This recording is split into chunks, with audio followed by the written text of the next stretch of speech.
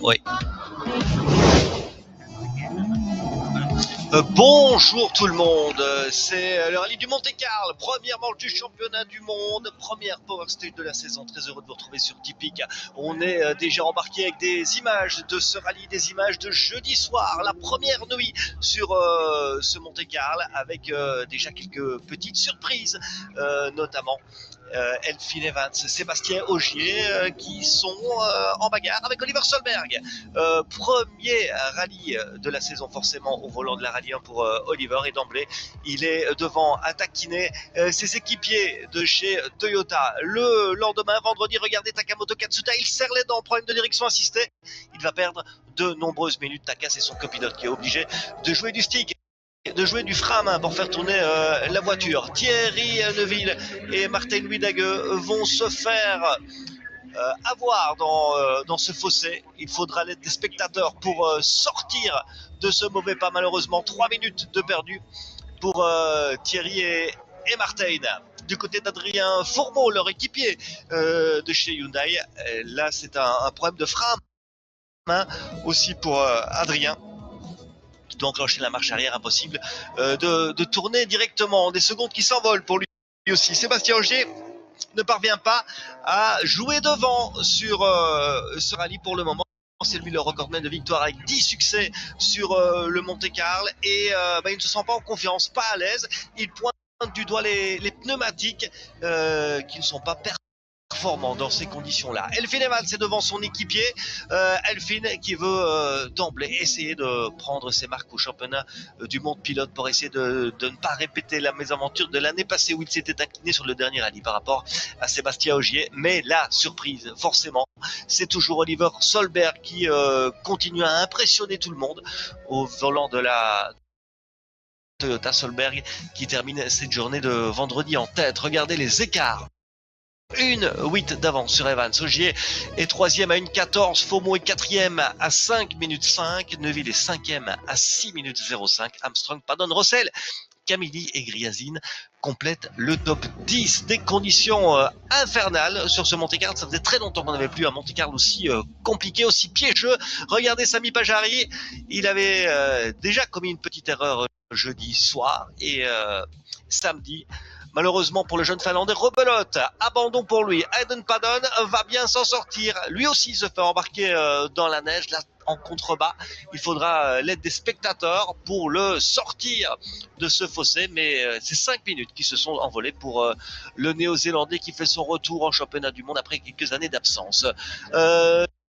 John Armstrong, c'est un jeune pilote irlandais, premier rallye au volant de la rallye 1, premier Monte-Carlo pour lui aussi, pourtant de belles choses, de bons chronos pour John Armstrong qui était 3e jeudi soir. Pour Thierry et Martin, c'est un rallye compliqué, la Hyundai ne leur donne pas confiance dans ces conditions-là, et puis là il y a une petite erreur, marche arrière, ça repart, quelques secondes qui s'envolent encore pour Thierry et Martin. Fourmeau est juste devant notre compatriote avec l'autre Hyundai, et pour Adrien aussi, c'est pas nécessairement des sensations optimales au volant de la voiture. En tout cas, Hyundai n'est pas en mesure de se battre avec les Toyota sur ce rallye, et Sébastien Ogier, lui, a décidé de ne pas prendre tous les risques. Il se contente de la 3e position et des points qui vont avec, il n'a pas envie d'attaquer un peu plus pour essayer de venir mettre la pression sur Elfyn Evans ou peut-être sur Oliver Solberg. Donc Elfyn Evans termine la journée du samedi en deuxième position pour le Gallois, mais une nouvelle fois c'est Solberg qui est devant, et pourtant Oliver va se faire une grosse frayeur. Regardez ici, lui aussi va faire un petit tour dans un champ, il garde les gaz et il va pouvoir repartir. Il n'hésite pas non plus, boum, à traverser la barrière. Solberg perd quelques secondes dans l'aventure, mais ça ne met pas en péril la tête de ce rallye pour Solberg. Hier soir, une spéciale dans les rues de Monaco, beaucoup de monde dans des conditions difficiles avec pas mal de pluie. Et regardez le classement à l'issue de cette journée d'hier. Solberg 59 secondes d'avance sur Evans, Ogier 3e, Fourmeau 4e, Neuville 5e à 7 minutes 23, Armstrong, Rossel, Grégoire Munster 8e position pour Grégoire. Ce matin, on est parti tôt du côté de Monaco. Il y avait 4 spéciales au programme aujourd'hui. Une journée qui s'annonçait difficile, puisque s'il pleut pas mal du côté de Monaco, ça veut dire qu'il neige aussi sur les sommets, notamment sur le col du Turini. Solberg est donc parti en tête ce matin pour aller chercher peut-être sa deuxième victoire de carrière. Par contre, pour Grégoire Munster, avant même le premier chrono du jour, c'est l'abandon. Problème technique pour Grégoire. Difficile, encore une fois, ce rallye pour notre compatriote, et puis difficile aussi, globalement, pour l'équipe Ford, puisque aujourd'hui, Baker Lane va partir à la faute. Eh oui. Et puis John Armstrong aussi va se faire piéger ce matin, et donc franchement c'est très compliqué pour les Ford. Du côté de Thierry et Martin, très tôt dans cette spéciale, ben oui, on touche quelque chose là à l'intérieur, il va y avoir une crevaison, et donc c'est encore 2 minutes qui vont s'envoler. Thierry ne perd pas de position, mais il va tutoyer les rochers là aussi sur ce virage là. Neuville conserve sa 5e position. Takamoto Katsuta va lui aussi taper une barrière. On vous disait, les conditions sont dantesques. Et c'est très compliqué. Solberg s'est fait une frayeur samedi, il se fait une petite frayeur dimanche aussi, en ne parvenant pas à négocier cette épingle de la meilleure des façons. Quelques secondes qui s'envolent encore pour Solberg, mais il est toujours bien là, en tête de ce 94e rallye du Monte-Carlo. Regardez le classement avant cette Power Stage. Solberg 58 secondes d'avance sur Evans. Ogier est 3e à 1 minute 51. Fourmeau 4e. Neuville 5e. Rossel en tête de la catégorie WRC2 est 6e au général. Katsuta est 7e. Camilli, Dapra et Penamourg complètent le top 10 de ce rallye complètement fou.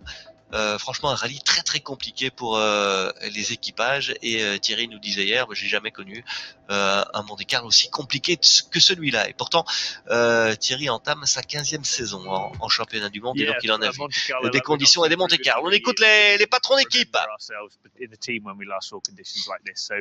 Every day's been a new challenge. I think we've had every type of weather condition you could ask for, from sleet, snow, rain, hail, slush, even a bit of dry tarmac in there as well. So incredible to watch. Andrew, just explain to me what the conditions have been like this weekend. It's been remarkable, hasn't it? It's a fantastic start to the year. We've had everything, I think, over the last couple of days. We're standing in the sunshine here in Monaco Harbour, and it's absolutely radically different up there in the mountains. What have you took from this weekend's rally? I think it's been a difficult weekend. It's not what we expected. We expected this to be a more traditional Monte Carlo we've had over the last couple of years. This one's been fairly extreme, and I think this has been more of a contributing factor to where our performance has been this weekend. We know that the car is fast, but we also know that we we are compromised a little bit when the conditions are inconsistent. And if there's anything we've had this weekend, it's been inconsistent. But the drivers have done a remarkable job of keeping themselves in the fight. You know, we're still 4th and 5th, and even with all the challenges that we had, we're still 4th and 5th. And from 4th and 5th, we can start scoring points. And today, Sunday, there is an opportunity to try and make a significant difference. Every point will count at the end of the year. Every single point. Tell me about Oliver. He's exceeding expectations, surely, or did you have a slight feeling that this could happen? On essaie de résumer tout ça. That he could be fighting for the victory in the Monte Carlo. I thought that in top 5, and then he would try to attack in Sweden and try to win the Sweden. But his performance from the very first stage, from the very first kilometer, has been in the level that I couldn't imagine. But he has grown up very quickly a lot. He did last year a superb year in a WRC2 category, but now he is mature enough to be in a Rally 1 and fight for the title if he can succeed this event. But you can also see now that he's maybe getting a little bit nervous because there's been a few mistakes now on the second last stage. But I know the feeling how it is when you're leading almost a minute and you need to control it. Your mind starts to go, you know, thinking a lot of ideas at which speed I need to go, and you lose a little bit of rhythm. On commence par Latvala, étonné bien sûr par la performance d'Oliver Solberg. On s'attendait peut-être à ce qu'il fasse un top 5, qu'il soit bien positionné pour la Suède et qu'il puisse jouer la victoire là-bas. Mais il montre qu'il est très mature après une bonne saison l'année passée, Oliver. Et puis forcément, il est nerveux. Je sais ce que c'est, dit Jari-Matti Latvala, d'être en tête avec une minute d'avance. C'est difficile de trouver le bon rythme, mais Solberg bien parti pour aller chercher la victoire ici et peut-être se battre pour le titre de champion du monde pilote. Du côté de chez Hyundai, oui, on reste optimiste. Du côté d'Andrew Whitley, voilà, on est content avec la 4e et 5e place, en trouvant que la performance n'était pas si mauvaise. Si on regarde quand même les écarts par rapport au Toyota, je serais peut-être un peu plus inquiet. 5 minutes de retard pour Fourmont, 9 minutes pour Neuville. Alors c'est sûr, il y a eu des petites bricoles, mais en termes de scratch, il n'y en a pas beaucoup pour Hyundai par rapport au Toyota. On va reparler de tout ça avec Renaud Jamoul qui nous fait le plaisir d'être avec nous pour commenter cette Power Stage. Bonjour Renaud. Bonjour Olivier, bonjour à tous. D'accord avec moi, on essaie d'être positif du côté d'Andrew Whitley, mais bon, il y a quand même des limites. Oui, on essaye désespérément d'être positif, mais quand on se retrouve face à 3 Toyota comme ça sur le podium aux avant-postes depuis le début du rallye, ils n'ont jamais fait illusion de pouvoir suivre avec les Hyundai malheureusement. Je pense qu'il y a eu un seul scratch pour Adrien Arnaud, ou peut-être 2 au total, et le reste a été chopé par Toyota, donc ça fait beaucoup, ça fait un gros manque de performance. On n'est pas sur un rallye 100% asphalte, et pourtant c'était déjà un peu le souci l'an dernier sur l'asphalte, donc il y a encore beaucoup de boulot. Oui, et ils ont effectué 16 jours d'essai à l'intersaison après l'Arabie Saoudite. 16 jours d'essai, c'est énorme. On pensait qu'ils s'étaient rapprochés en termes de performance. Alors oui, on a beau dire, c'était pas les conditions qu'on a rencontrées les dernières années au Monte Carlo. On ne s'est pas préparé pour ces conditions comme ça. Mais n'empêche, encore une fois, on passe à côté. Ouais, on est passé complètement à côté. Pourtant, c'était un Monte-Carlo où il y avait moyen de faire quelque chose avec des conditions compliquées comme ça. Ça aurait pu être un bon rallye. Il leur fallait une voiture facile à utiliser qui leur donne confiance. Et on n'a jamais vu cette confiance dans les interviews de fin de spéciale des équipages de pointe, que ce soit Fourmeau, que ce soit Thierry. On les a jamais sentis satisfaits, vraiment à l'aise dans leur voiture. Au contraire d'un Oliver Solberg, par exemple, qui était hyper à l'aise à chaque arrivée de spéciale, très, très confiant et en complète maîtrise. Donc dans des conditions comme ça, c'est ce qu'il fallait. Évidemment. Le 17e et dernier chrono, c'est la Power Stage. La Bolène Vesubie Moulinet, 23,45 km. Et c'est du connu, Renaud, avec le col du Turini. C'est une des spéciales mythiques du championnat du monde. Oui, la Bolène Vesubie, c'est toujours une spéciale qui démarre au bas du col, et puis on monte jusqu'au col de Turini, et puis alors soit on prend la direction du Moulinet vers la gauche, soit on prend la direction de Perracaba vers la droite. Ça dépend un petit peu. C'est une spéciale qui a déjà été parcourue un peu dans tous les sens, que ce soit au rallye de Monte-Carlo ou même au rallye d'Antibes en championnat de France. Donc spéciale très très très connue de tout le monde, mais avec ces conditions évidemment ça change tout. Là, ce sont les pilotes Rallye 2, les meilleurs, qui sont en train de s'élancer dans ce chrono. Alors forcément, les conditions climatiques ne sont pas les mêmes que ce matin. Le soleil est sorti. Il y a eu le passage de pas mal de voitures aussi. Donc ça veut dire que le terrain a évolué par rapport à ce matin. Oui, le terrain a énormément évolué par rapport à ce matin. On n'a plus qu'environ 15-20% de neige sur la spéciale au col. Tout le reste est plutôt humide avec un peu de soupe. Donc on a vraiment jusqu'au kilomètre 12 qui est le sommet de la spéciale. On va avoir toute la montée ici sèche et puis ça va commencer à devenir un peu plus humide. On va commencer à prendre la soupe, un peu de neige, un peu de glace. On passe le col et la même chose en descendant.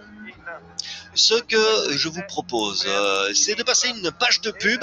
Elle fait 1 minute 55 et puis on revient pour la bagarre pour la Power Stage avec les pilotes de pointe, les pilotes rallyens qui vont s'élancer dans quelques minutes. Aiden Padon partira à 13h27. Ce sera le premier à s'élancer dans cette Power Stage, premier des pilotes rallyens. Bien sûr, on passe une page de pub et on revient pour vivre cette Power Stage en direct. À tout de suite.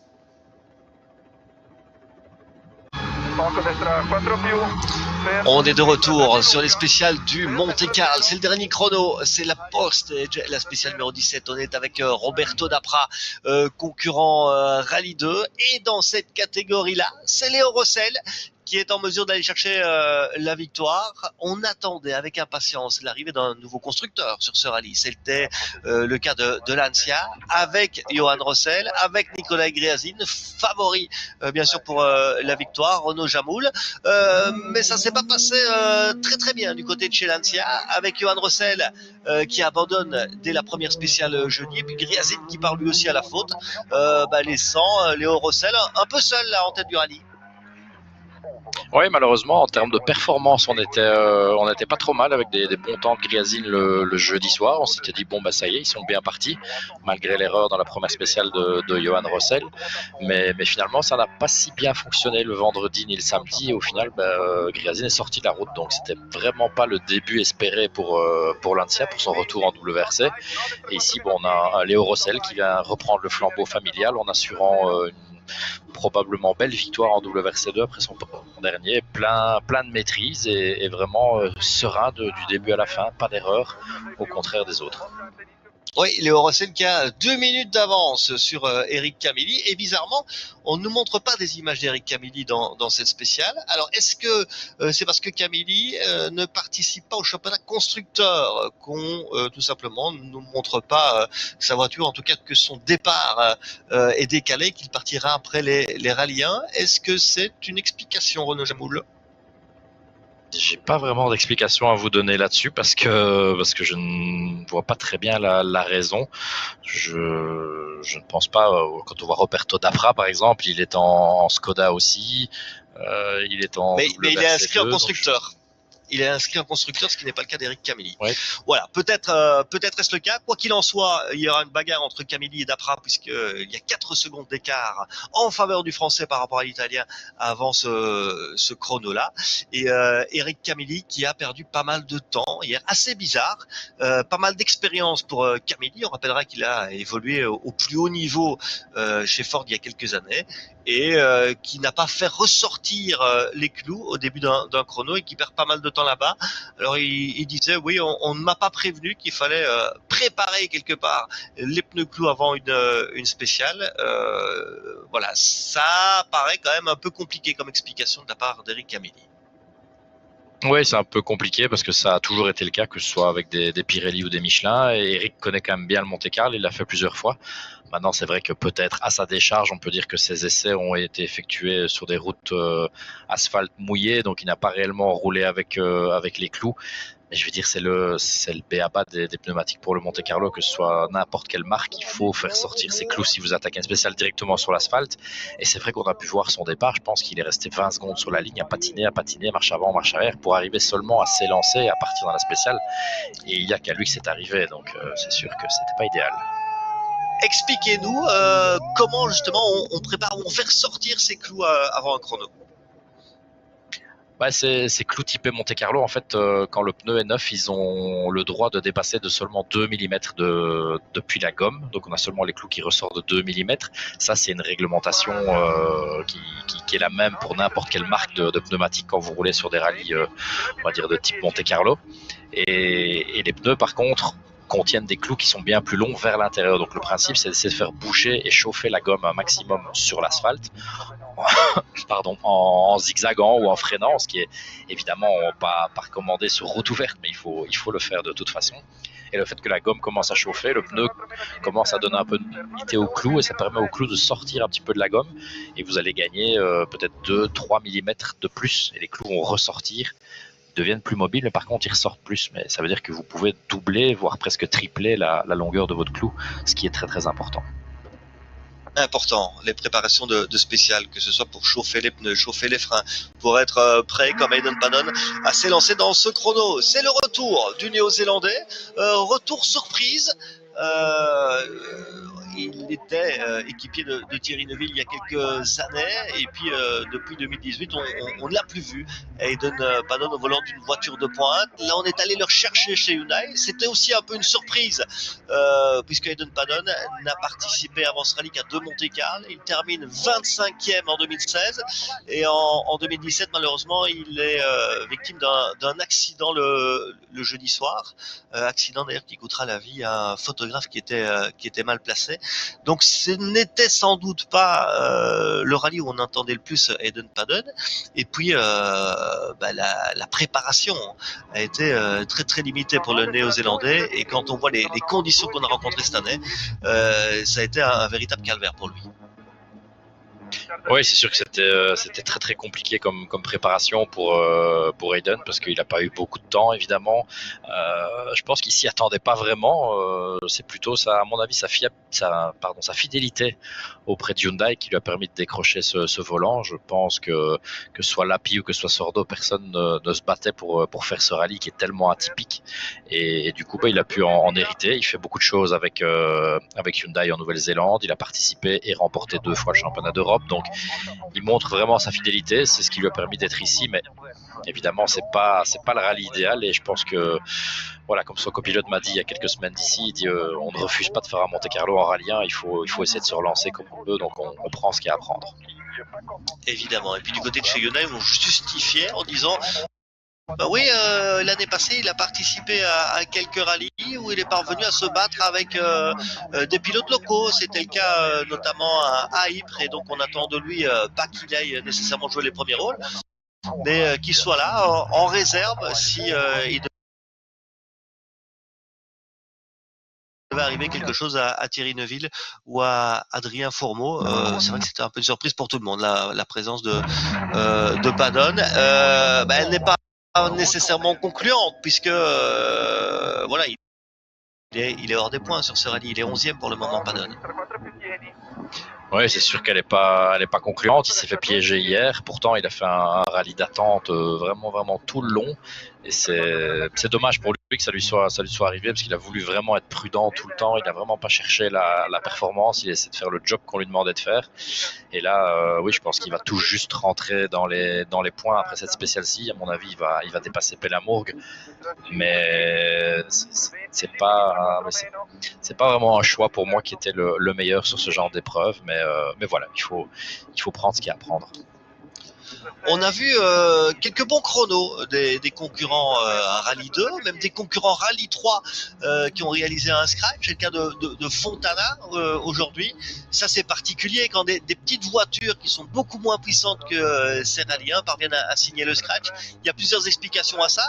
D'abord, l'état du terrain.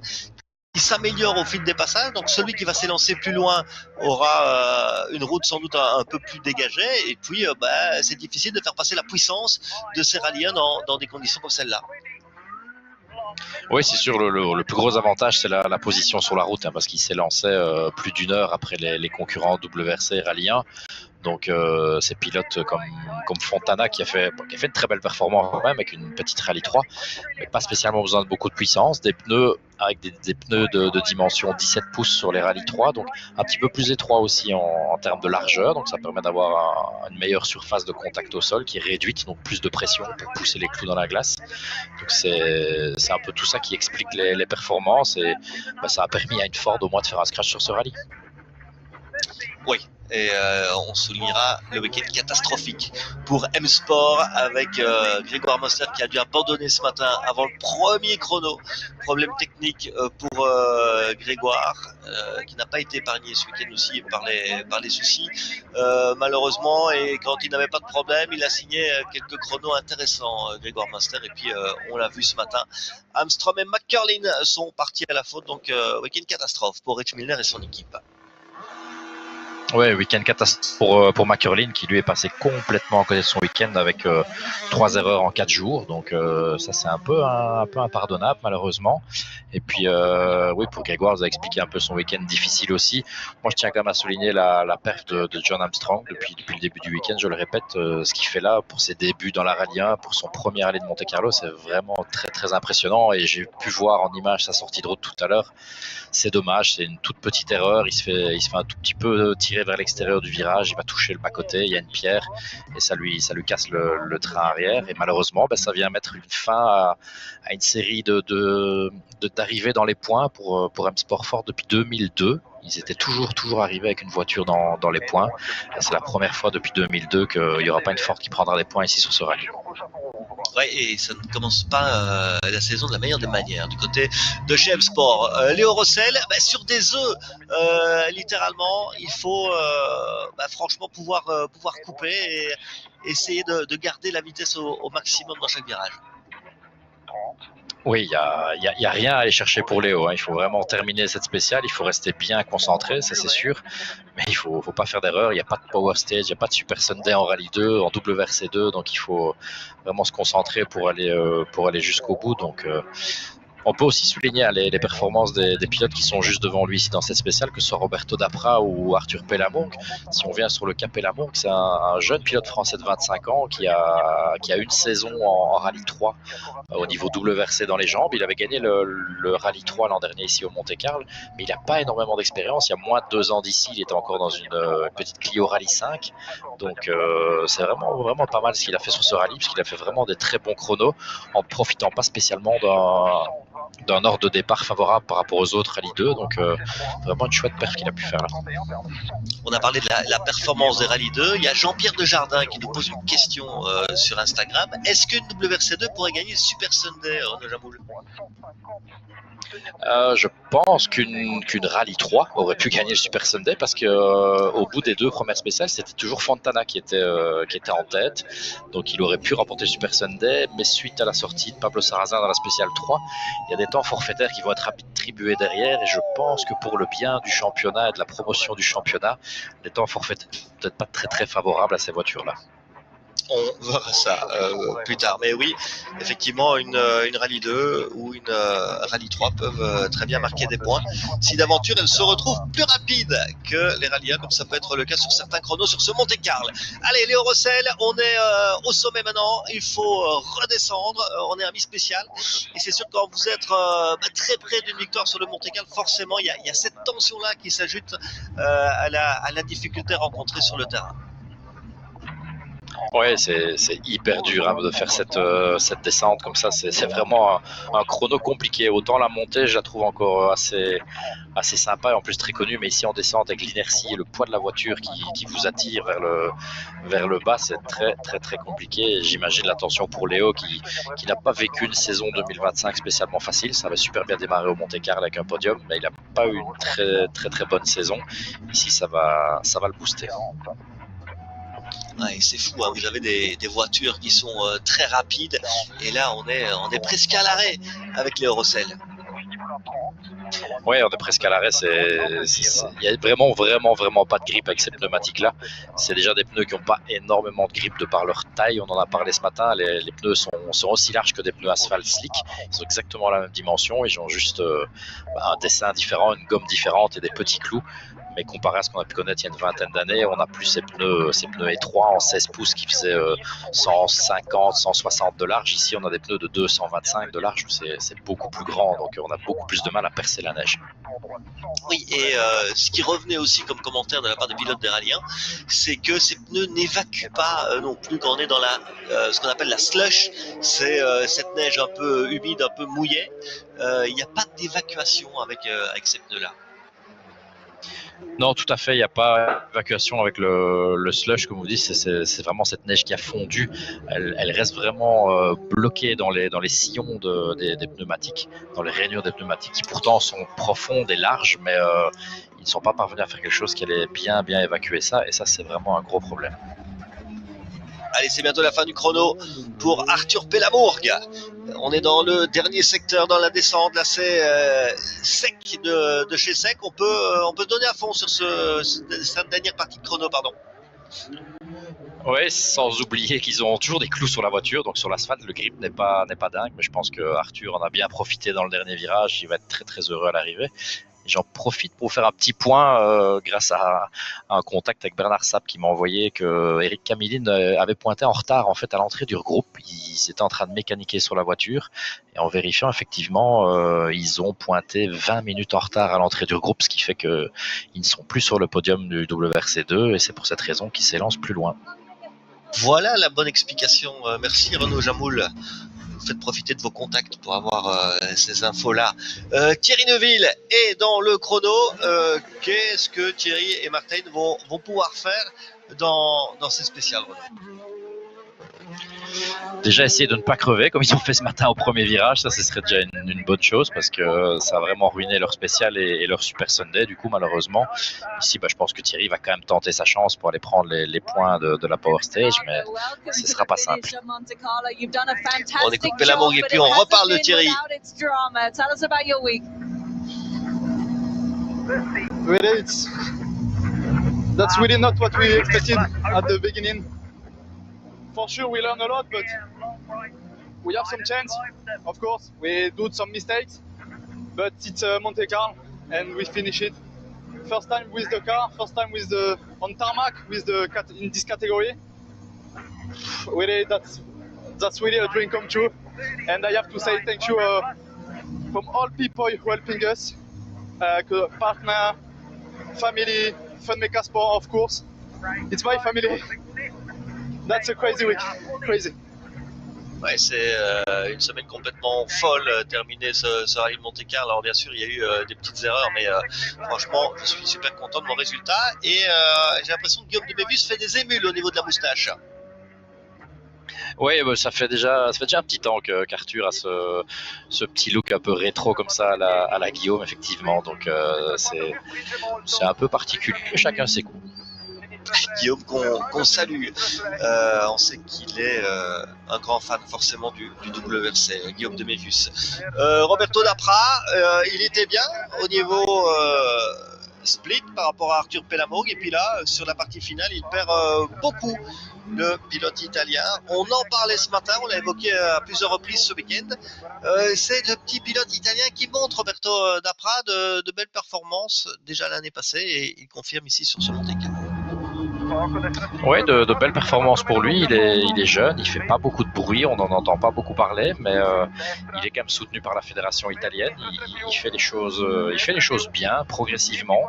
Et ici, je pense simplement dans la descente, il n'a pas voulu prendre de risque parce que du fait de la pénalité d'Eric Camilli, il se retrouve deuxième du WRC2, ce qui est quand même plutôt une bonne performance.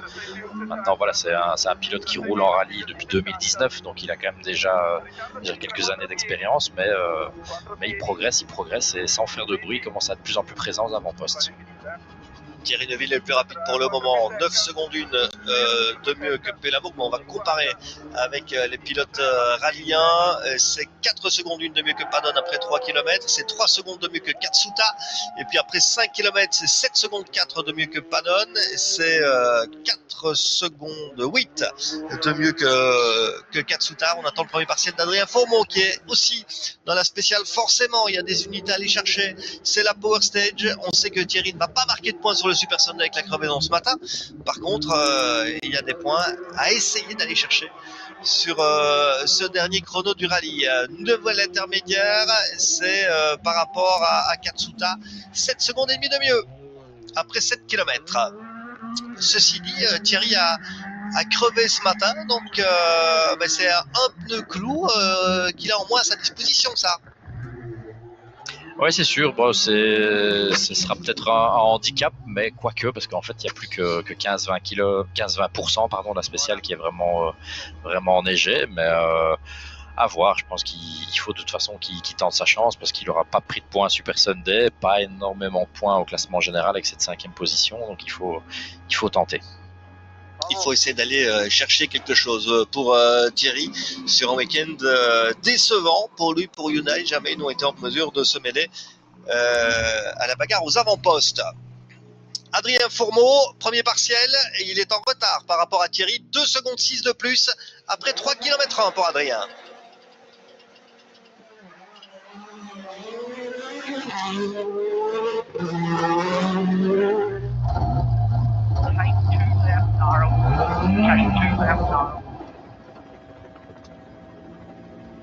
Roberto, congratulations. Roberto Second Dapra. place, Rally Monte Carlo. What an incredible result and what a way to start the year.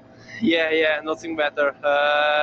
Really tough race. I hear many people saying that this was the hardest Monte Carlo in the last 10-15 years. So being there with the same team of the last year, I'm very happy and proud of the job that we have done this weekend. Some up and down for me in some stages, but we will try to fix this. But very proud of some stage times during all the weekend. So yeah, thanks to everybody, all my sponsors, my partners, my family, and my co-driver that I always forgot. And yeah, can't wait to go to the podium in the beautiful Monaco. Thank you.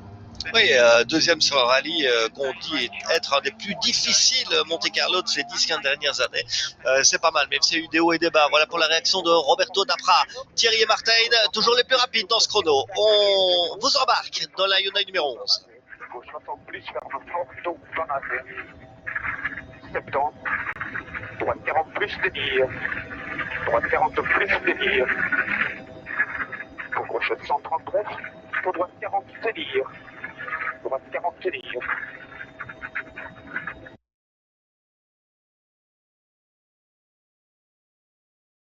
Alors, je ne sais pas vous, mais moi je n'ai plus d'image. Moi non plus. Ferme bref. Voilà, ça revient avec Léo Rossel qui sera bientôt à l'arrivée. Nouveau partiel pour Adrien Fourmeau par rapport à Thierry. Il est toujours plus lent, 3 secondes 6 de plus pour Fourmeau par rapport à Neuville après 5 km. 141, moins, mitard. 141, moins, mitard. 30. Droit 130 plus bref. Ferme progressif bref. 60. Un piège au bras souple. Gauche 90. Gauche 90. Pour retenir.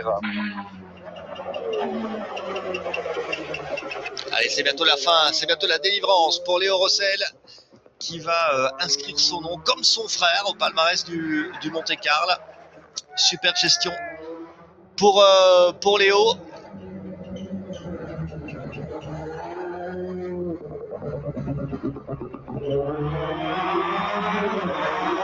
Alors que Sébastien Ogier est dans la spéciale depuis une trentaine de secondes aussi. Il restera Evans et Solberg pour essayer d'aller chercher la victoire dans cette Power Stage et les points qui vont avec.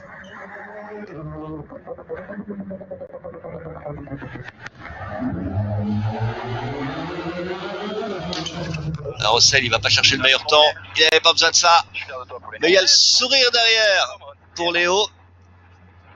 Et c'est vrai qu'ils peuvent être fiers tous les deux. S'imposer sur un Monte Carlo aussi difficile, il faut le faire. Ouais, vraiment une super perf. Hein. On peut dire une performance diamétralement opposée avec son frère ce week-end qui est vraiment complètement resté dans l'ombre ici, qui n'a été que l'ombre de lui-même, alors que Léo a brillé depuis le début et vraiment il fait une belle perf et il a dit c'est la première de cette année, donc je pense qu'il en espère encore plus avec sa nouvelle équipe de ces compétitions. Ouais, bravo Léo Rossel. Et un Rossel en chasse un autre, puisque c'est son frère qui avait gagné les 3 dernières éditions. Voici maintenant Léo qui s'impose sur ce Monte Carlo. Bravo à lui. On l'écoute. Thierry est toujours plus rapide que Katsuta. Leo Et plus rapide que Rossell, the Fourmont. winner of WRC2 Rally Monte Carlo. This rally, this car, it must feel incredible. Well done. Yes, we're very, very incredible. I'm just happy. Thanks a lot for my team for the work. This is my first rally with my new team, and this is the win. Wow! After Johan, just happy. Thanks a lot for Stellantis, and this result is more important for my future in the season. Just happy. Enjoy the podium. Ouais, j'espère que cette victoire va être importante pour mon futur cette saison et m'imposer à Monaco comme mon frère. C'est top. Voilà pour Leo Rossell. Bravo à lui. Maintenant, on parle des gros bras. On parle de Katsuta. On parle de Neuville, plus rapide que Taka. 7 secondes de mieux après 12 km pour Thierry. 3 secondes de mieux que Fourmont. Après 7 km, Neuville est toujours devant. Et par rapport à Sébastien Ogier, Thierry Neuville est devant encore, 6 dixièmes de mieux pour Thierry après 3 km. Ouais, c'est maintenant que ça devient compliqué pour Thierry avec les 3 clous seulement. On nous montre un ralenti. C'est jamais bon quand on nous montre un ralenti en général. Quoique, passer au sommet du col, c'est sympa aussi.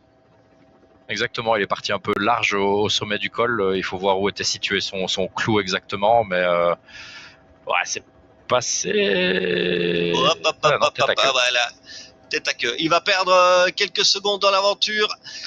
Thierry, dommage, il était bien dans ce chrono. Et là, c'est sans doute des points importants dans la power qui s'envolent. Oui, parce que on voyait bien, à mon avis, le clou doit se situer à l'arrière gauche, parce que déjà au sommet du col, il est parti très très très large. Il n'arrivait pas trop à tenir l'arrière, et puis ce qui me faisait un peu peur, c'est qu'il y avait une trace très marquée dans la neige. Donc j'espère qu'il n'a rien cassé à l'arrière de la voiture. On va voir ça. Padon est bientôt à l'arrivée. Sur les intermédiaires, Thierry est toujours le plus rapide, mais c'est avant son erreur. 1 seconde 7 de mieux que Fourmont. Plus rapide qu'Ogier aussi, 1 seconde et demie. Et Padon en termine avec un chrono de 20,53.2. Bravo à lui. Il devait terminer ce rallye. Il l'a fait. Alors forcément, il y a ces 5 minutes de perdu dans le champ hier, mais la performance n'était pas là. Et il fallait le faire quand même. Hayden Padon, les circonstances étaient vraiment très très compliquées pour le Néo-Zélandais qui ramène la voiture à bon port à l'arrivée de ce Monte-Carlo. Super compliqué. Et là, c'est déjà une victoire en soi pour Hayden Padon. Raté qui ouvre. Pour le Bosch, 80 points. Raté qui ouvre. Ici. Gauche à 130 de plus, et non raté. Frein pour droite de 115. 115 de droite, sûr. Gauche à 100 et il court. Hayden, welcome to the finish. I'm sure it's a bit of a relief to be here, and what a return you've had to the World Rally Championship. You really got a bit of everything this week, didn't you? Oh, yeah, it's definitely been very tough for everyone, but never thought I'd be here, let alone on this out, let alone the finish line. So, yeah, the last 6 weeks have just been a mental mess, to be honest, because I never thought I'd be coming back to this place, and not only that, but back in a factory car. So, I feel like I don't have to fear Monty now. I feel like I can just get on with life and enjoy the opportunity we got. Ouais, il a essayé de profiter de l'opportunité qui était la sienne. C'était une surprise il y a 6 semaines qu'on lui dise qu'il puisse faire ce Monte-Carlo. Oui, c'est sûr, il en a profité à fond, et il y a encore quelques mois d'ici, je pense qu'il n'aurait jamais espéré être au volant d'une Rallye 1 au départ du Rallye de Monte-Carlo, donc il en a profité un max. Par contre, Thierry a perdu pratiquement 20 secondes dans son souci là. Ça va être compliqué d'aller chercher un point.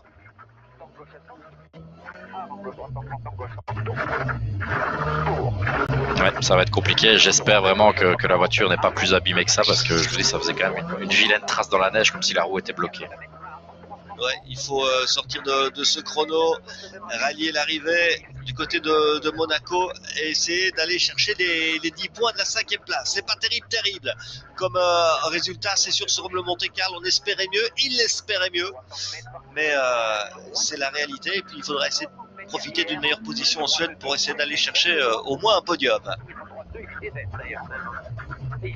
Ouais, après ça aura l'avantage pour lui de ne pas se retrouver aux avant-postes en Suède. On sait que c'est toujours une position délicate d'ouvrir en Suède.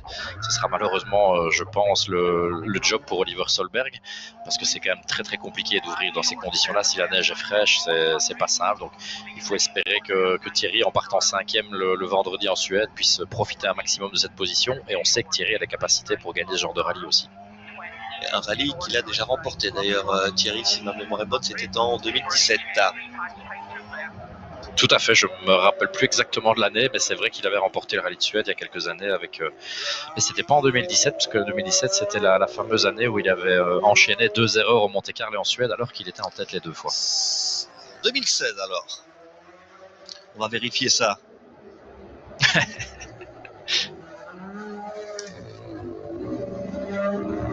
De tête, j'aurais dit 19, mais.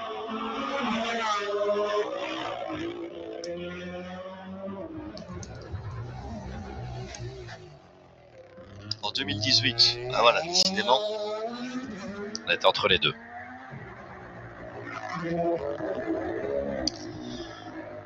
Taka qui va en terminer. Et qui va faire mieux que Padon. La nouvelle marque, c'est 20-50-0. Thierry qui avait 6 secondes 7 d'avance sur Katsuta a maintenant 14 secondes de retard sur le partiel qu'on a et on attend encore un partiel pour Thierry. Ouais, il serait censé déjà y être normalement. Ouais, c'est pas terrible. Les nouvelles concernant Thierry Neuville pour le moment. Elfyn Evans dans le chrono, 6 dixièmes de plus que Sébastien Ogier après 3 km pour le Gallois.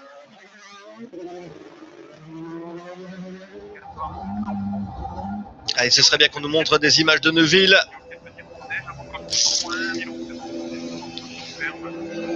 Savoir ce qui se passe avec la Hyundai numéro 11. It's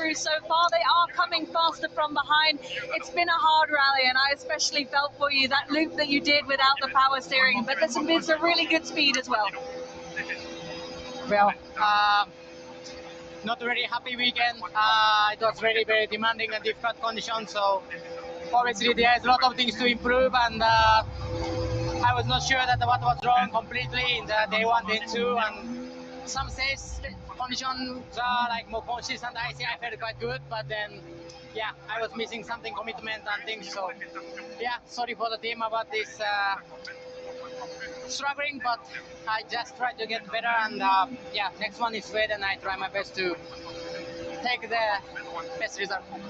Ouais, il prend beaucoup sur lui, Taka. Voilà, c'est vrai que sans doute les problèmes de direction assistée sont dus à un petit contact, mais ça a été, c'est vrai, un week-end compliqué. Il va se retrouver sur un rallye qu'il apprécie. Bonne nouvelle pour Thierry, on a un split après 20 km. Il reprend du terrain par rapport à Taka. Il avait 14 secondes de retard après 15 km. Il n'en a plus que 7 après 20 km, donc ça a l'air de s'arranger. Ouais, bonne nouvelle qu'on ait récupéré un split, parce qu'on était vraiment inquiet. Et pour revenir sur Taka, c'est vraiment le style Taka, hein. C'est celui qui prend toujours énormément sur lui. Il met souvent la faute sur lui-même. Il remet très peu en cause la voiture ou quoi que ce soit. Il prend toujours beaucoup plus sur lui. Mais de nouveau, dans son cas, lui, je pense qu'il va pouvoir profiter d'une bonne position sur la route en Suède. On sait que c'est un rallye où il est toujours très très performant. Il a déjà à nombreuses reprises signé des meilleurs temps en Suède. Il s'est battu l'an dernier ou l'année précédente pour la victoire. Mais parfois commis des petites erreurs. Donc je pense qu'il aura à cœur d'essayer de faire un bon résultat au rallye Suède cette année. Thierry peut avoir des regrets. Il était le plus rapide sur la première partie du chrono. Elfyn Evans, après 7 km, lui concédait une seconde encore. Malheureusement, il y a eu cette petite erreur pour Thierry, qui va lui coûter quelques points aujourd'hui.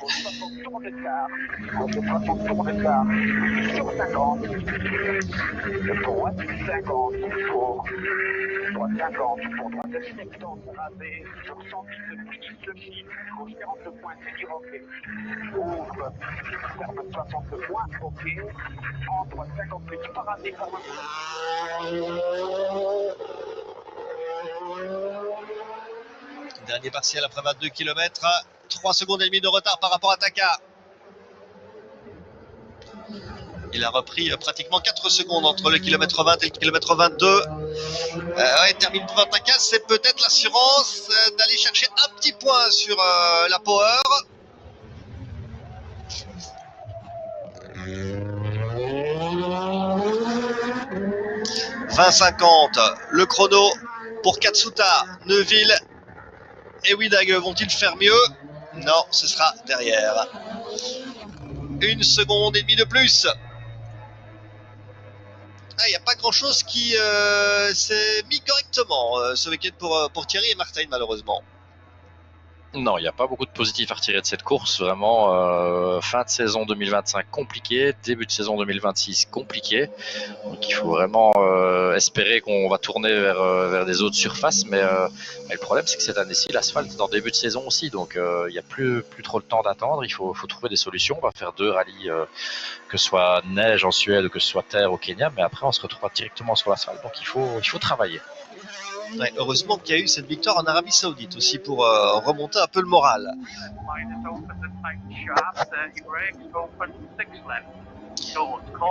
Fourmeau, il n'est pas le plus rapide, c'est Evans le plus rapide pour le moment, 3 secondes et demie de Mukadri après 7 km. What? An eventful final, Power State. Definitely. Yeah, obviously we had only 2 starts and 2 snow. Not easy. But generally it's a bit the resume of the whole weekend. Struggling really to find the feeling. Still not getting, not know really well how to use these tires in these conditions, and generally not feeling comfortable as all. I have been more passenger than myself being driving this weekend, but we are here and that's what's the most important now.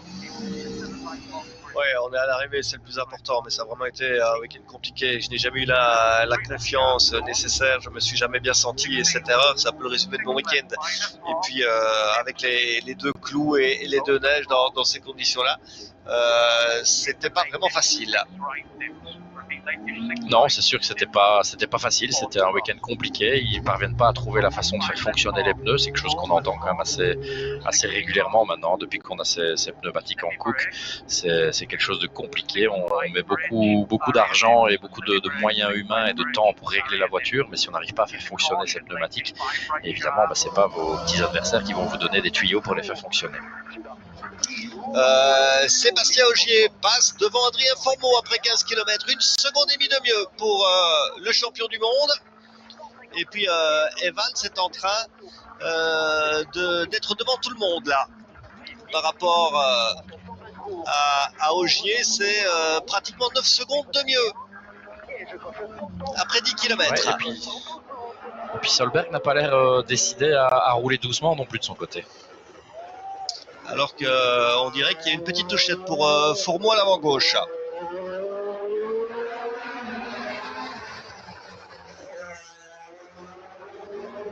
Quand vous avez été le meilleur performeur sur l'ensemble du week-end, que les choses paraissent si simples, c'est vrai que Solberg il doit y aller à sa main et prendre les points qui viendront dans cette power. Oui, mais aussi décrocher une victoire au Monte-Carlo, c'est quand même quelque chose d'exceptionnel dans une carrière, en tout cas aussi tôt dans sa carrière de pilote rallye 1. Et c'est vrai qu'il se sent bien, mais là c'est la preuve par contre qu'il se sent d'aller jouer le championnat, s'il ne laisse pas partir ses petits copains sur un Super Sunday ou sur une Power Stage, puisque je pense qu'il va terminer probablement 2e du Super Sunday derrière Fourmeau, et c'est possible qu'il aille chercher des points ici, donc il montre vraiment qu'il veut y aller pour le championnat complet.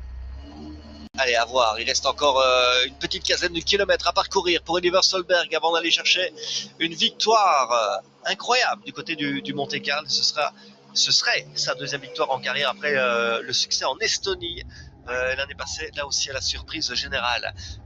Elfyn Evans, dans ses œuvres, en tout cas par rapport à Ogier, il a tenu la comparaison, il a même fait mieux que le champion du monde français sur son terrain.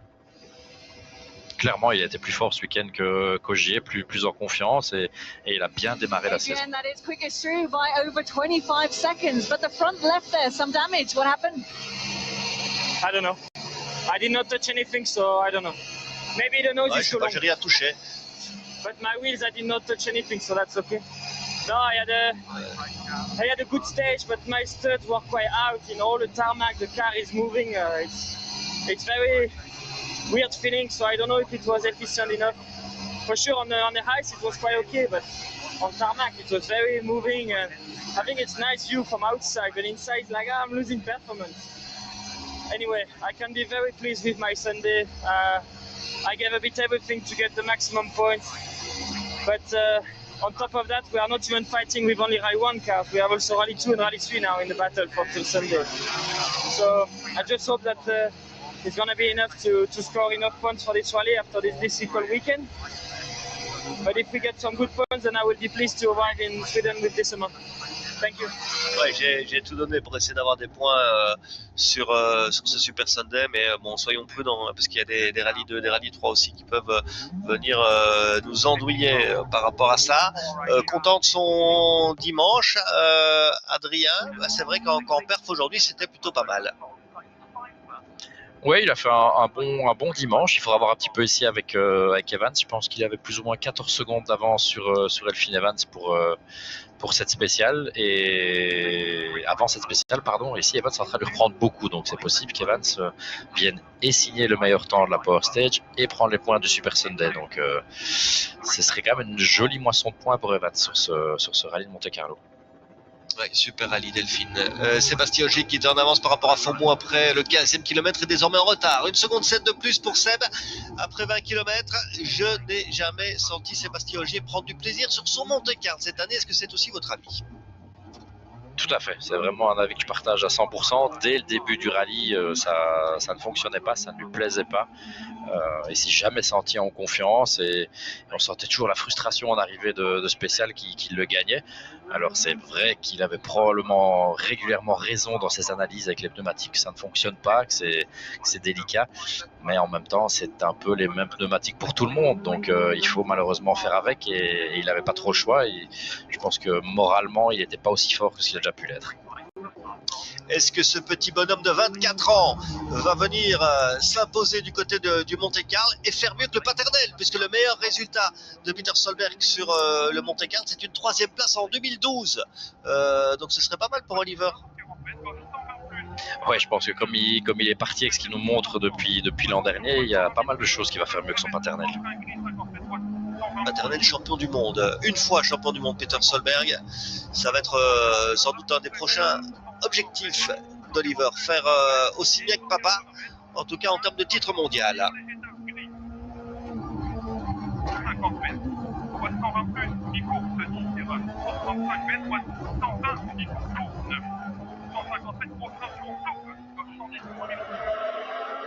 Et Sébastien Ogier qui repasse devant Adrien Fourmont pour un petit 10e.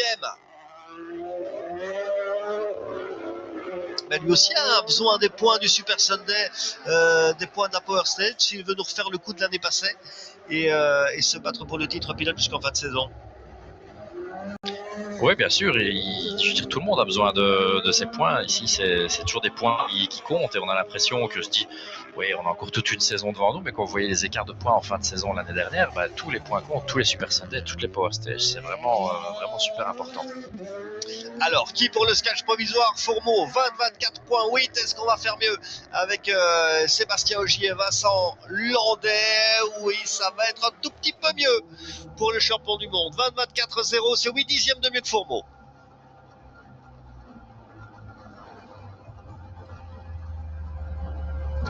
Imaginez, Elfyn Evans, 13 secondes plus rapide qu'Ogier après 15 km, c'est énorme. Et c'est 3 secondes de mieux que Solberg pour Elfyn après 12 km.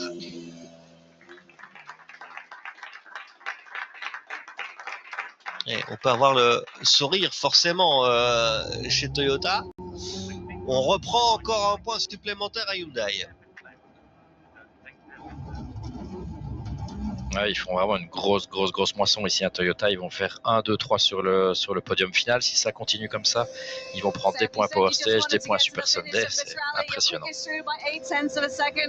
lot of frustration this rally. Seb, what do you have to say to us here at the end? Yeah, it's been a difficult week, but honestly, I think I'm mainly happy now to be another time on the podium here in Monte Carlo. 15 times since 17 starts. I think I can be proud of that one. You absolutely can. Look, he's called you his hero many times. He comes to you for advice all the time. Can you be impressed with what Oliver's done here? Yeah, for sure he's done better than anybody was expecting. I mean, even if last year when he went to Estonia, he was also very, let's say, promising with this win. But here in Monte, he has been doing a great job. So nice for the championship. Some fresh airs coming, and looking forward for some battle with him. Oui, c'est bien ce que fait Solberg. C'était un peu inattendu, sans doute, sa victoire ici, mais voilà, ça amène un peu de fraîcheur au niveau du championnat. Et quant à moi, c'est vrai que ça n'a pas été un super week-end, mais je suis content de terminer sur le podium. Et ça fait 15 podiums en 17 participations sur le Monte Carlo. C'est vrai que c'est pas mal comme statistique, encore une fois, pour Sébastien Ogier. Non, clairement, c'est Monsieur Monte Carlo. Avant de le déloger en termes de statistiques, ça va être compliqué. Maintenant, voilà, c'est une année qui aurait été 100, comme on dit pour lui, et il se réjouit. Évidemment, il a félicité Oliver du boulot qu'il a fait ce week-end, et il se réjouit de le voir et d'avoir un peu de sang frais comme ça dans le championnat. Je pense que ça fait du bien à tout le monde de voir des nouveaux visages, et on voudrait en voir plus, on espère en avoir plus dès l'année prochaine avec la nouvelle réglementation. Elfyn qui continue de pousser. Est-ce qu'il va changer d'approche cette année après avoir perdu le titre in extremis l'année passée du côté de l'Arabie Saoudite? Est-ce qu'il va se montrer plus agressif? On dirait si on se bat sur ce Super Sunday, sur cette Power Stage. Ouais, il faudra voir un petit peu comment ça va fonctionner en ayant 7-8 rallye-terres pour finir la saison. Ça va être aussi quelque chose de déterminant à ce niveau-là avec le fait d'ouvrir la route. Il faudra voir un peu si ce sera à l'avantage du leader quand on va entamer cette deuxième moitié de saison. Mais c'est sûr qu'il ne veut pas se laisser compter dès l'entrée du championnat. Il veut prendre des points. Il dit l'année passée, j'ai pas calculé Seb en début de championnat en me disant de toute façon il va pas faire le championnat complet, donc c'est pas un rival pour moi. Mais au final ça l'a été, donc il dit maintenant début de saison on y va. Et Solberg pourrait très bien être un rival aussi pour le titre, en tout cas avec ce qu'il montre sur ce rallye. Il n'est pas très loin de Elfyn Evans au kilomètre 15, 1 seconde de retard seulement pour Oliver. Je pense qu'on voyait à l'image, papa Solberg et maman étaient plutôt stressés à regarder les images comme ça, parce qu'ils continuent à rouler quand même fort dans cette dernière spéciale. Vernier et Peter omniprésents autour du fiston sur chaque rallye, partout, tout le temps, ils sont toujours là. Oui, et heureusement moins qu'avant, parce que je pense que c'est quelque chose qui l'a un peu pénalisé au début. Il y avait trop de pression, c'était trop Solberg et pas assez Oliver. Donc je pense qu'ici les deux dernières années, il s'est un petit peu détaché quand même. En tout cas, on les voyait beaucoup moins présents à l'assistance. Ils étaient toujours là avant les rallyes, pendant les rallyes un peu à l'extérieur, mais moins dans les phases décisives. Et je pense qu'ici maintenant, dans cette équipe Toyota, il sera bien entouré et on voit le résultat. Il est en train en tout cas de se faire un prénom, si c'était déjà fait. Champion WRC2 l'année passée, vainqueur en Estonie, et maintenant tout proche d'une première victoire sur le mythique Monte Carlo. Pas beaucoup de vainqueurs différents sur les dernières années du Monte Carlo, forcément. Il y a eu Ogier, il y a eu Neuville 2 fois, il y a eu Loeb et puis plus personne d'autre. Non, c'est vrai que c'est souvent les Français qui sont revenus, et Thierry a dû un petit peu s'intercaler quelques fois là-dedans, mais c'était plutôt un rallye de spécialistes. Mais ici, on a un petit Suédois qui vient un peu bousculer tout ça. Super power stage de la part d'Elfyn Evans, 26.7, 17 secondes 2 de mieux que Ogier, 18 secondes 1 de mieux que Fourmeau. Un super rallye de gros points pour Elfyn, qui commence super bien ce championnat. Et puis il faudra le dire à l'œil, bien sûr, du côté de la Suède. On rappellera que l'année passée, c'est lui qui ouvrait en Suède, et c'est lui qui s'est imposé là-bas. On écoute Elfyn.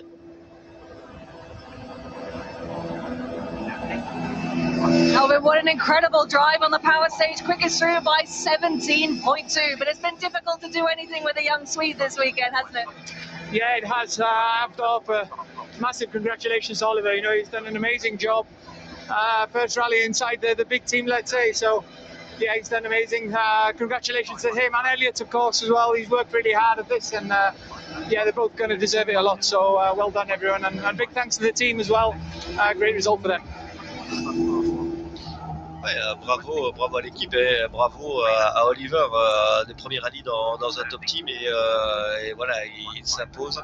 C'est la récompense aussi de tout son travail. Regardez la concentration de Solberg et ses yeux qui sont fixes, c'est le cas de tous les pilotes de pointe, il n'y a pas de clignement d'yeux, concentration totale. Ouais, concentration totale, il fait vraiment du bon boulot. On l'a vu à l'aise tout le week-end. Il a commis 2 petites erreurs, c'est vrai, mais on l'a vu à l'aise tout le temps aux arrivées, toujours très détendu, pas se plaindre de la voiture comme il pouvait le faire par le passé, être vraiment bien et en confiance. Donc c'est ça qui fait la différence. Je pense Solberg n'est pas plus rapide qu'il y a 3 ans, Solberg est juste plus mature qu'il y a 3 ans et parvient à donner une vraie performance du début à la fin. Même si, on soulignera qu'il s'en est bien sorti hier avec sa sortie pour le même prix, il reste dans le champ aussi et il ne gagne pas ce rallye. Ouais, tout à fait, j'ai dit, il a fait 2 petites erreurs ce week-end et il s'en sort bien, mais aussi quand vous faites des erreurs, c'est la façon dont vous les rattrapez, c'est le car control qui vous permet de minimiser l'impact d'une erreur et c'est ce qu'il a pu faire les 2 fois, donc non, il a fait du bon boulot. Regardez Pernia, c'est la maman Solberg. Elle est forcément stressée, nerveuse. Le gamin va venir s'imposer à 24 ans sur le Monte-Carlo. Une épreuve mythique. Un rallye qu'ils veulent tous gagner. Un des rallyes les plus importants de la saison. C'est comme s'imposer à Monaco en Formule 1. Gagner le Monte-Carlo, c'est tout simplement magique. Et Oliver va être en mesure de le faire dans quelques instants. Même s'il ne va pas signer le meilleur temps dans la Power. Ce sera pour Elfyn Evans qui compte 5 secondes et 3 dixièmes d'avance après 20 km. Alors du côté de Peter, on est un peu isolé. On regarde ce qui se passe sur son téléphone. Peter Solberg, champion du monde en 2003. Et dont on le rappelle, le meilleur résultat sur le Monte-Carlo est une 3e place en 2012 avec Chris Patterson. Elle a le plus dur effet pour Solberg. On est dans la descente, il n'y a plus vraiment de gros pièges. Il file tout droit vers la 2e victoire de sa carrière.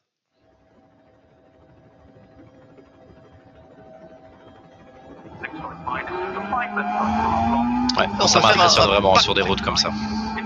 Oui, on peut faire un parallélisme avec sa victoire en Estonie. Et les 2 fois, il a dominé le rallye de la tête et des épaules. Ouais, je vous disais, moi, le fait qu'il ait gagné en Estonie, ça m'a surpris parce que c'était vraiment très bien d'entrée de jeu dans la Toyota. Mais c'était un rallye qui maîtrisait l'Estonie, c'est là qu'il a appris à conduire, c'est son terrain. Le Monte-Carlo, c'est pas du tout son terrain, c'est pas là où on l'attend être aussi performant. C'est un rallye, comme vous l'avez dit, de spécialistes remporté souvent par les mêmes personnes. Et ici, un Scandinave qui s'impose comme ça sur un Monte-Carlo, je pense que, mis à part Tommy Mäkinen, ça fait de nombreuses années qu'on n'a plus eu ça. Et lui, il vient bousculer comme ça tout le monde avec une aisance, mais vraiment impressionnante. Et je me dis, où va-t-il s'arrêter cette saison? Parce que s'il est aussi performant que ça au Monte-Carlo, qu'est-ce qui va se passer sur les rallyes qui maîtrisent encore mieux? On verra en Suède. En tout cas, ça va le gonfler à bloc, Oliver Solberg. Et si il était candidat au titre cette année, pourquoi pas? En tout cas, magnifique démonstration d'Oliver Solberg. Il remporte avec Elliott Edmondson ce 94e Monte-Carlo et s'installe en tête du championnat. Ils vont marquer aussi de gros points sur le Super Sunday, sur la Power. Il n'y aura pas de victoire dans cette Power State. Ce sera pour Elfyn Evans pour un peu plus de 6 secondes, mais la victoire en général et la possibilité de mettre son nom au palmarès du Monte-Carlo, c'est pour Oliver Solberg. Regardez la joie et puis forcément on se félicite du côté de chez Toyota. Un triplé pour commencer la saison. 1, 2, 3. J'espère que du côté de chez Hyundai on va pouvoir réagir. Tout le monde est content pour les Solberg. Il y a Seb Ogier qui est là. Et si c'était une passation de pouvoir entre Seb Ogier et Oliver Solberg? Ouais, c'est possible. Hein, moi, je dis Solberg, il me rappelle un petit peu le Calero Vanpera quand il a débarqué dans la Rallye 1. C'est cette aisance comme ça qui est troublante et perturbante. Donc, mais le truc en plus qu'il y a chez Solberg, c'est cette passion pour le rallye. Et je pense que lui, on ne va pas le voir s'arrêter d'aussitôt. Ouais, il est passionné, Oliver, c'est vrai. Bravo à lui, magnifique victoire. Bravo à Elliott Edmondson aussi, puisque les copilotes ont eu du boulot sur le Monte-Carlo avec toutes les notes des ouvreurs qu'il a fallu recorriger, prendre en compte. C'est un sacré boulot. Oui, c'était un sacré boulot, mais comme sur tous les rallyes, hein, on a toujours tendance un petit peu à les oublier, mais c'est les hommes de l'ombre qui font du gros boulot et sans eux, ça ne se passerait pas aussi bien, évidemment. La réaction du vainqueur de ce rallye Monte Carlo, Oliver Solberg. Congratulations, just absolutely incredible. The winner of Rally Monte Carlo 2026. Can you even believe this? I don't understand it at the moment, I think. It's another emotional day, you know. It's the most difficult rally I've done in my life, and it's my first rally in the car, you know, on tarmac, back again, on full level. And here we are winning the whole thing, you know. It's emotional because it's so demanding and it's been so stressed. I just want to say, you know, big thank you to Toyota for the trust and the belief, and I could deliver for you. And the teamwork again, you know, like Estonia has been fantastic with the test team and with the engineers. Magnifique image avec le paternel qui va féliciter le piston.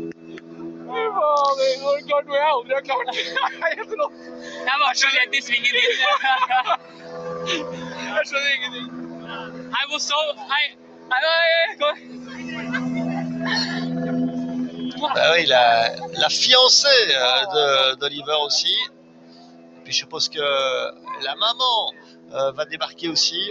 Oliver qui disait bah oui, il y a eu tellement de stress, c'est le rallye le plus difficile de toute ma vie. Et arriver au volant de cette voiture pour un premier rallye sur tarmac et le gagner, c'est incroyable. Ouais, vraiment incroyable, une performance qui va rester, je pense, dans les records parce que d'aller battre comme ça à la régulière des concurrents comme Sébastien Ogier, comme Thierry Neuville, comme Elfyn Evans, c'est vraiment de la grosse performance et c'est son deuxième rallye dans la voiture, son premier rallye sur asphalte, si on peut dire comme ça. Mais surtout, voilà, sur ce rallye, il était là, il était nominé, il était dans la grosse équipe, comme on dit, pas un petit peu sur le côté comme en Estonie. Donc là, la pression était là dès le début et il s'est montré les épaules solides. 5 points pour Evans, 4 pour Solberg, 3 pour Ogier, 2 pour Formeau, 1 pour Katsuta. Malheureusement, pas d'unité pour Neuville qui reste bloqué à 10 sur ce Monte-Carlo. Et je ne crois pas que des pilotes WRC2 ou WRC3 vont venir prendre des points. Aujourd'hui, quand on voit les écarts sur cette Power Stage, Léo Rossel, 1 minute 30 de plus que Elfyn Evans sur ce chrono-ci. Et la joie, le geste victorieux d'Oliver Solberg et Elliott Edmondson, c'est du bon boulot, ils ont géré, ils ont résisté à la pression et ils ont surtout montré une excellente pointe de vitesse sur ce rallye. Solberg, Evans, Ogier, premier triplé de la saison pour Toyota. Formeau et Neuville ne peuvent pas faire mieux qu'une 4e et une 5e place. Et puis derrière c'est compliqué puisque tous les pilotes Ford ont abandonné. Aujourd'hui, Paddon est 9e, là il va peut-être marquer quelques unités. Hayden Paddon, c'est déjà ça de prix, mais encore une fois, le week-end a été difficile pour toute l'équipe Hyundai. Comment est-ce qu'on se remobilise comme ça? On est en début de saison. Alors on le sait, du côté de chez Hyundai, c'est surtout sur asphalte qu'on a des soucis. Il faut d'emblée aller chercher un gros résultat du côté de la Suède là. Ah oui, il faut au plus vite en tout cas. Maintenant, je sais pas si ce sera possible en Suède ou pas. L'année dernière, Adrien Fourmeau était quand même assez performant sur ce rallye de Suède avec la Hyundai avant sa petite mésaventure de lanière de casque et puis de s'être posé dans un mur de neige. Mais en tout cas, la performance était là. Donc on peut espérer que sur des rallyes comme ça redevienne aussi performant. Le Kenya, c'est toujours quelque chose de particulier. Donc les 2 prochaines courses leur laisseront une opportunité. Mais par contre, il faut vraiment se remobiliser très très vite pour les rallyes asphalte qui ne tarderont pas à arriver.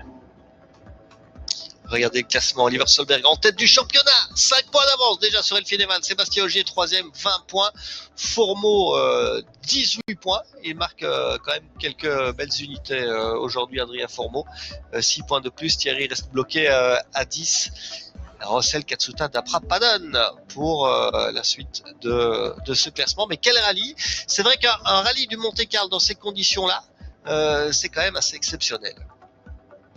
Ah, c'était compliqué pour les concurrents, mais par contre c'était le rêve pour nous à suivre. Hein. C'était un rallye avec plein de rebondissements, des conditions exceptionnelles, des paysages de folie.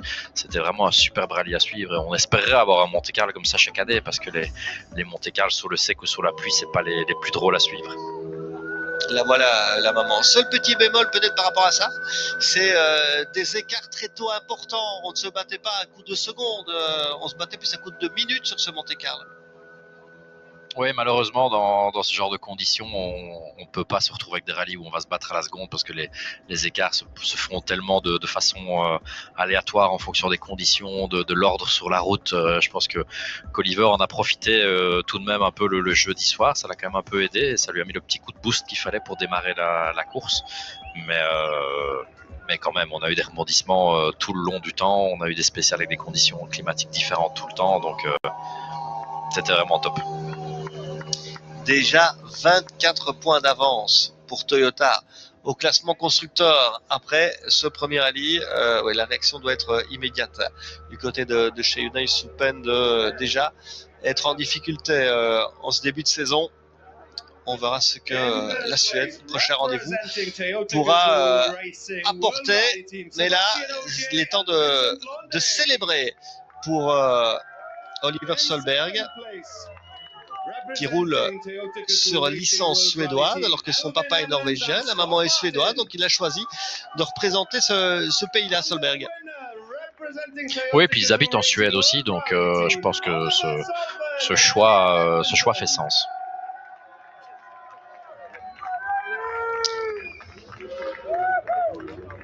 La victoire de Solberg et l'hymne national suédois.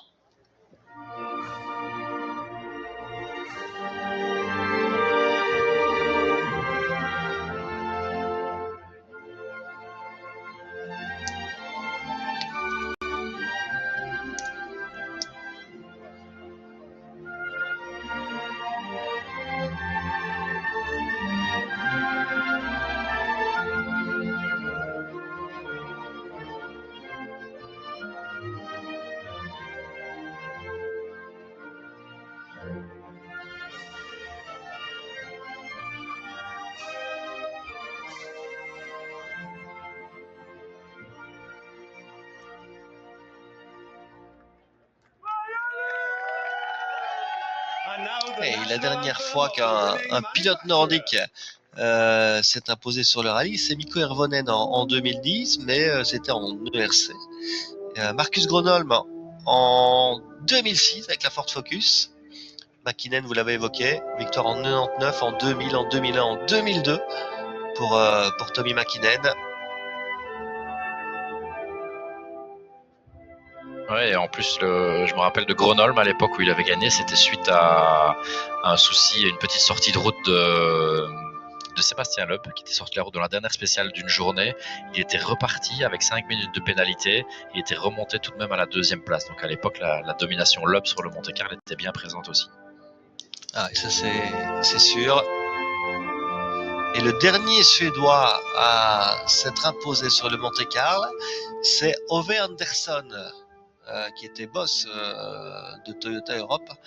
Ça remonte il y a quelques années aussi, ça.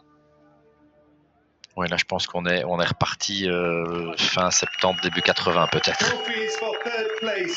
En 1971, victoire d'Ove Andersson sur une Alpine Renault A110. Donc franchement, c'est super performance d'Oliver Solberg. Sébastien Ogier ne sera pas en Suède, fidèle à ses bonnes habitudes, mais il sera au Kenya, parce qu'on lui a posé la question. Imaginons que le Monte-Carlo ne se passe pas bien, ça reste quand même une possibilité, mais si vous appelez Sébastien Ogier, il nous disait, quoi qu'il en soit, mon programme est défini, et je serai au Kenya, comme ça on ne pourra pas dire que, quel que soit le résultat, je change de programme. Donc il sera donc au Kenya, Sébastien Ogier. On imagine mal qu'il ne soit pas sur les rallyes asphalte qui suivent aussi, non?